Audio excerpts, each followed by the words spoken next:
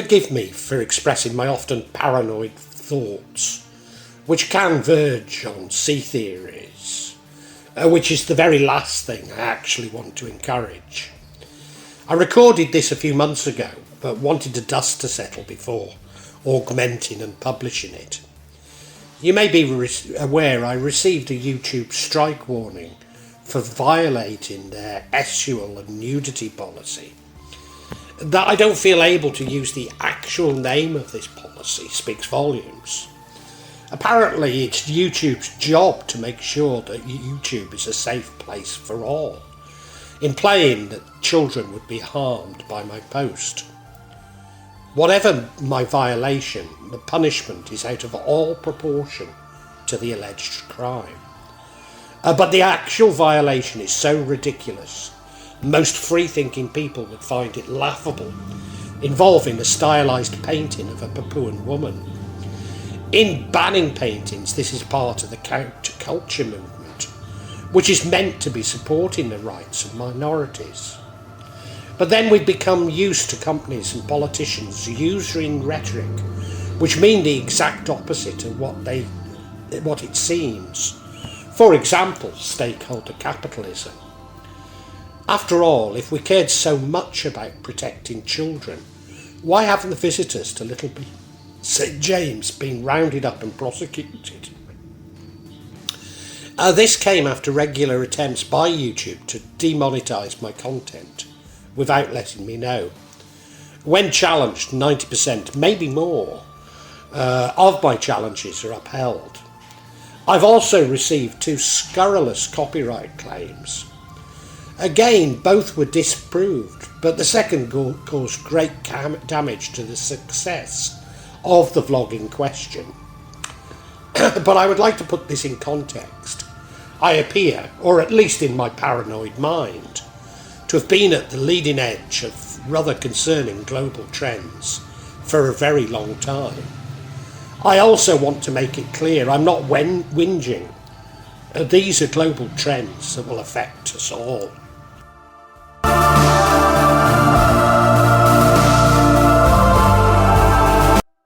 Wanted to become a university lecturer, and I've been encouraged to do so by my own lecturers.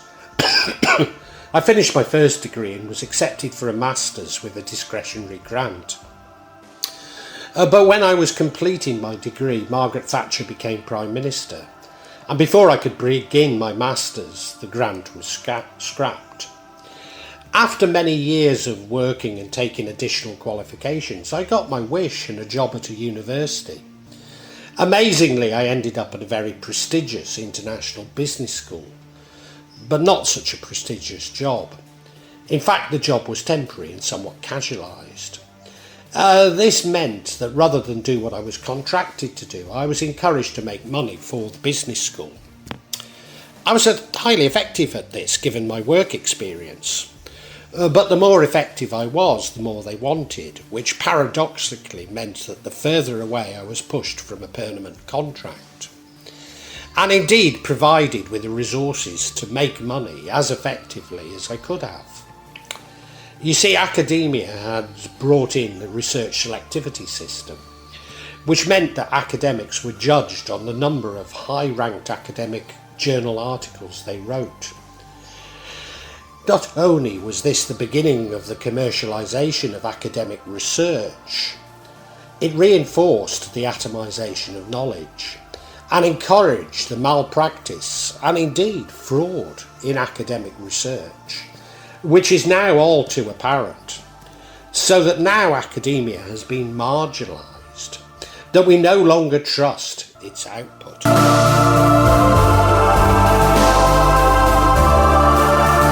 My position at the International Business School became untenable, not least as I was starting a family. Temporary contracts could not be used to raise a mortgage on a property. Eventually I took my expertise and some customers into my own business. I was very successful, having a number of employees and 3 companies in total. And most of the work was for parts of UK government. At first my maverick style and innovation was very much appreciated. This included being one of the first companies to employ AI within the UK government sector. well, at least outside the military. But as these organisations were consolidated, the room for thinking outside the box was diminishing. Everything became formulaic, and all suppliers had to become risk averse to avoid expensive reworking and indeed return at least some of their profits. Indeed, much of the work was designed to rubber stamp decisions that had already been taken, hiding these decisions behind consultants. Eventually, the market for public sector consultancy stroke research collapsed, reflecting the hollowing out of the public sector and backdoor privatisation of many essential services. These trends have now become apparent everywhere, with there being no room for mavericks, and a lack of innovation has caused economies to stagnate. Prior to the market collapse, there was a brief vignette into how markets would consolidate by the application of digital technology. The system for gaining public sector contracts went online, and initially my projects collapsed as I adapted to the new system. This forced a consolidation, with only the larger companies having the financial resources to see through the changes. This is exactly what occurs with every crisis, including the health crisis, as small competitors are forced out of business. But such is the consolidation that the mechanism for earning and independent living are disappearing at an alarming rate. Of course, we can join one of the online platforms to earn money, but despite the hype of them creating millionaires, most people don't even earn the minimum wage. More on that later.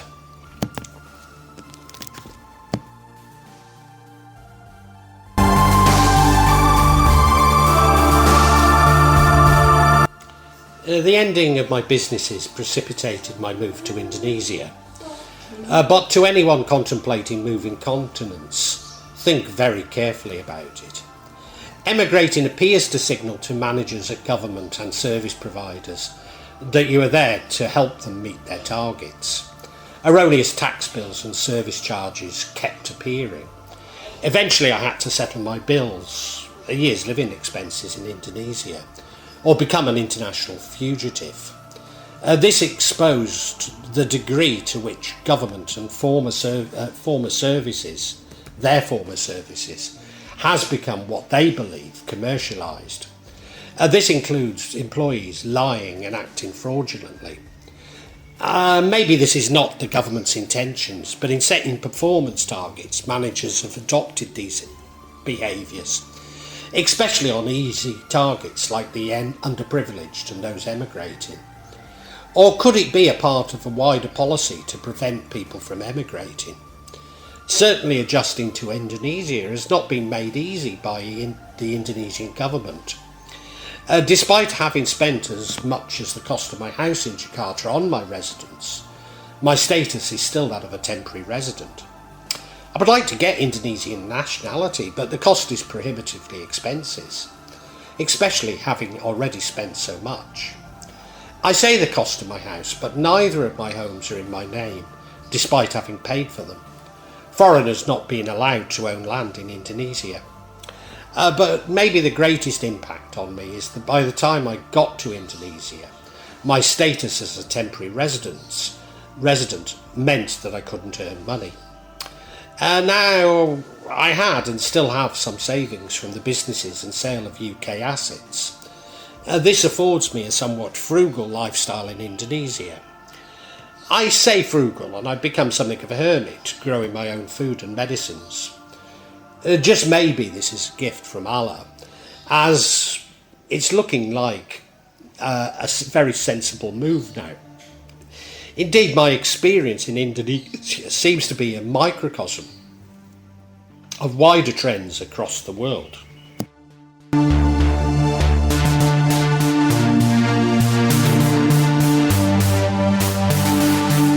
When I moved, my mother and father were still alive, and I went to visit them every year. Each time I visited, my dad would give me some money to offset the cost of living, and some more. All of this I gave to my schizophrenic son. or at least I'd brought him up as my son.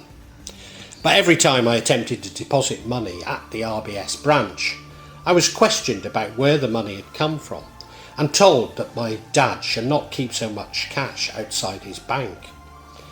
But remember, I was somewhat independently wealthy from the government contracts. Wealthy because I'd never had a lavish lifestyle. All of this was readily verifiable by the bank, but the onus was on me to prove that I was innocent.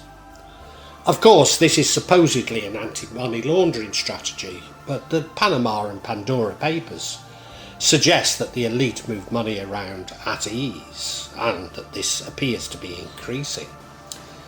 This certainly felt like an early warning of a plan to do away with physical cash, which we're all now too familiar with. But it was simply a microcosm of the problems RBS were giving me. For reasons too long to explain, I was unable to transfer money from the UK and down to my last month's money in Indonesia before it was resolved.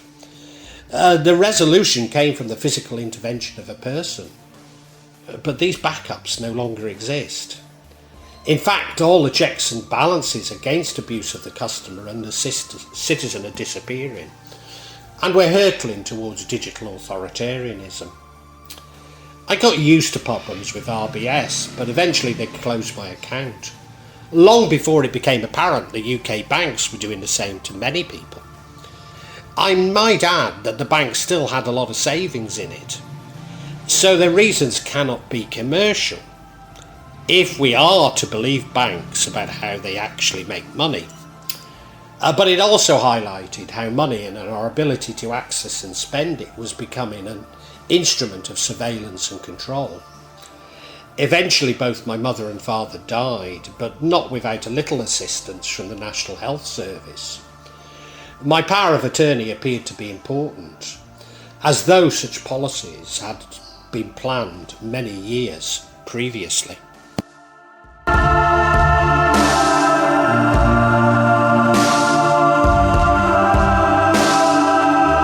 Prior to the health crisis, I was relatively free to move around the world.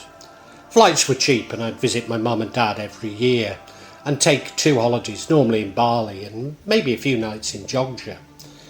But once the health crisis hit, I was restricted to the island of Java and often not even allowed to travel on the island of Java.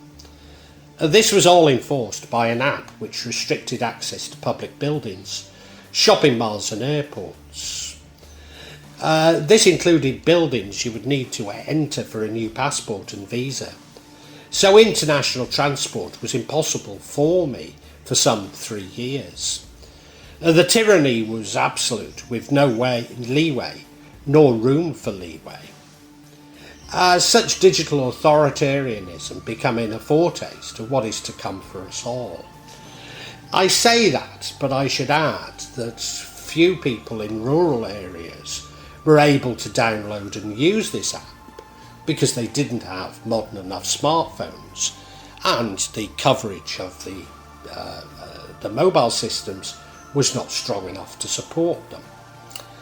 When the health crisis ended, the cost of flights had increased by 400%.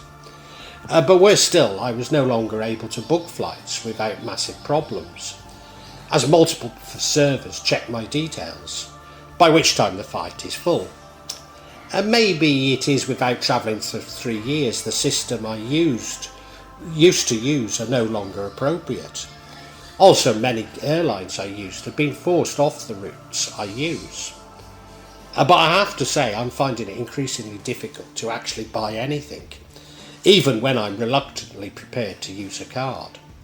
Thus I now consume far less, especially travel. Not least as Bali has become very expensive and somewhat hostile towards foreign visitors. Is this a policy to restrict our movements or to get us used to consuming less? I have to conclude both. It might even be justified if the elite didn't attend climate change conferences in their private jets. When I had my businesses in the UK, I was part of the trial of the Investors in People standard, and one of the first cadre of assessors. Like everything, the brand was wonderful, but quickly became associated with the exact opposite. Organisations appeared to be using the standard as a public relations exercise to offset bad publicity. For example, negative industrial relations. I began to realise that I was the only assessor actually failing companies. Sometimes I did this to protect the reputation of the standard, when it was obviously being used for PR purposes. But everyone's become so confrontational now. Instead of supporting their assessors, the response was to clarify the standard. But with each clarification there was more confusion. The more you put in writing, there is more that can be interpreted, and indeed woefully misinterpreted. Why do I mention this? Well, this is exactly the system that YouTube use for their community guidelines. There is a belief that such guidelines can be minutely specified, checked by AI, and assessed by low-paid workers in Ghana. Of course, this is a de-skilling of noble principles. Thus, complex issues, such as those I regularly discuss in my vlogs, are atomised and completely misrepresenting and simplified, completely misrepresenting my intentions. Which leads you to YouTube's community standards being a laughingstock, are blatantly often achieving the opposite of what it is claimed they've been designed for. I've never knowingly broken YouTube's community guidelines and go to great lengths to stay within the law, even those I completely disagree with. At heart, I'm a law-abiding citizen, but insist on the right to campaign against injustice when I see it. Yes, I am a champion of lost causes, and have to conclude this strike to be such a lost cause. The AI behind YouTube's algorithm, which my channel confuses the hell out of. You see, AI being used are large-scale language models designed to pass the Turing test, so they're prone to telling untruths and certainly cannot cope with complex arguments, despite being told that they represent artificial human intelligence. My channel has never really grown because it does not fit into the categories the algorithm is looking for. Nor can it understand that someone based in Indonesia with a channel called The Magic of Java doesn't really want viewers from Indonesia. Why don't I want your viewers from Indonesia? Well, there are many reasons, but the most compelling is that the revenue from their views is a fraction of those from Western countries. Also, Indonesia has been restricting freedom of expression for some time, and I'm concerned about offending those in power. Having mentioned income, I clearly don't create content for the money. Indeed, I've never received a cent from YouTube. But when I'm allowed to claim a payment, it'll represent around 0.5 cents per hour.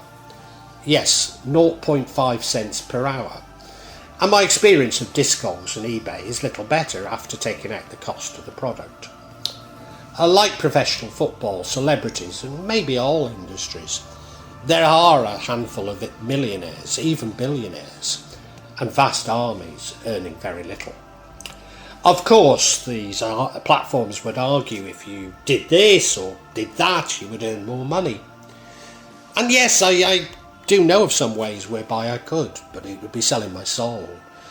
But remember, I have been a successful business person who lectured at an international business school, i.e., I'm not stupid.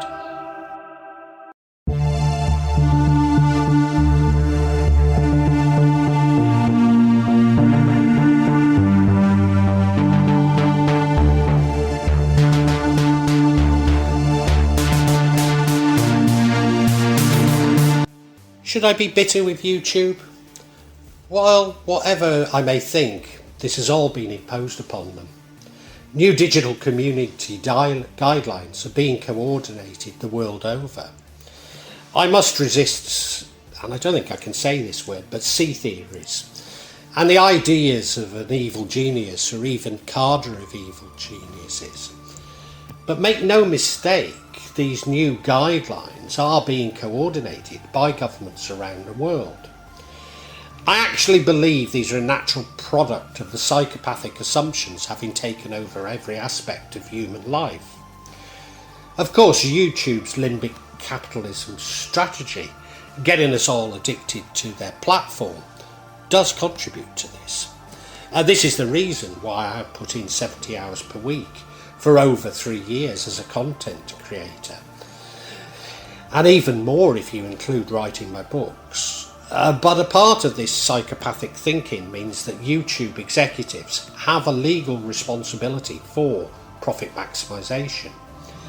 Now, I've been a victim of narcissistic abuse many times in my life, but the regularity increased exponentially when I became a creator, as a result of posts on my channel by narcissistic trolls. In fact, my experience of YouTube itself feels like narcissistic abuse. Indeed, they now demonetize vlogs without telling me. Now, I clearly don't post for money, but it results in a 25% of loss of views until I spot it and appeal. I might add that 90% of my appeals are upheld. So this doesn't seem at all fair. Indeed, that trust that is essential in business has completely broken down. But I have learnt not to take it too seriously.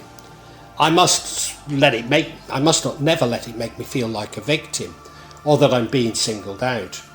In fact, should YouTube ban me, they're freeing me from my addiction they've created of me working 70 hours per week. I would, in short, get my life back. But in meditation, I'm told to keep going, but also to enjoy a life free of addictions. Initially, the focus is on protecting children from pornography, hence my strike, even though it's the exact opposite of pornography. But these new regulations include provision to shut down dissent of government, including spreading what is called false information, but might actually be true and simply conflict with the official narrative. Yes, free speech is under massive attack. How many of us feel that big business and government acted ethically and within the interests of mankind during a health crisis? Whilst I'm no sea theorist, like us all, as more and more evidence comes out, I do have a concern that some of these seas are correct, or at least partially. Certainly with the new legislation, no one will be prosecuted for spreading the fake news, which is the official narrative, whilst those so-called sea theorists speaking the truth could be prosecuted. Maybe we need to remind ourselves that millions died during the health crisis, and, as is now being realised, many unnecessarily. And this attack seems to be joined by freedom to travel, associate, earn a living, and save and spend as we would desire. Once again, I seem to be on the leading edge of these negative consequences. I've no idea why. But I guess I simply don't fit into the assumptions made about how we should be. Or could it be so that I share my experience with you, which I will continue to do so, as long as I'm allowed to. Then what of the fictitious copyright claims? Maybe it's simply that the copyright owner uses AI bots to identify the process and process their claims, without any human checking. So they spend no effort in putting in a claim, but takes me many hours to check. None of this would matter if it didn't impact on YouTube algorithm promoting not only the vlog, but all content at the same time. The vlog in question was the Workers' Republic of Llanidloes on the Chartist riots in this small Welsh mid-Wales town. Could it have been flagged by a PR company, working for some quasi-political organisation, or even security service? As being anti-capitalist, even though Chartism is hardly that, and that resulted in the claim? Could it be that they are aware of YouTube's policies and using them to manipulate what content we are presented with? I know you're saying I really am paranoid and crazy. But the claim was for a Mexican comedy song, and the said infringement only seemed to have the Azan's call to prayers in the background. I also seem to recall having heard someone else suggesting exactly the same as me. So maybe I'm not alone. And maybe I'll never know if I'm simply paranoid. But maybe I'll only realise when it's too late for all of us.